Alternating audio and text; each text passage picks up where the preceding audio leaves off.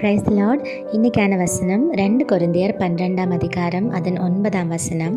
ஆகையால் கிறிஸ்துவின் வல்லமை என்மேல் தங்கும்படி என் பலவீனங்களை குறித்து நான் மிகவும் சந்தோஷமாய் மேன்மை பாராட்டுவேன். என் கிருபை உனக்கு போதும், உன் பலவீனத்தில் என் பலன் பரிபூர்ணமாய் விளங்கும்னு சொல்லப்படுற அந்த அழகான வசனத்தோட கண்டினியூஷன் தான் இந்த வசனம். இது என்ன சொல்லுது? என்னோட பலவீனத்தை குறித்து நான் ரொம்ப சந்தோஷப்படுவேன், ஏன்னா அப்போ தானே உங்களோட வல்லமை என் மேலே பரிபூர்ணமாக விளங்கும் அப்படின்னு ரொம்ப சந்தோஷமாக சொல்லப்படுற ஒரு வசனம்.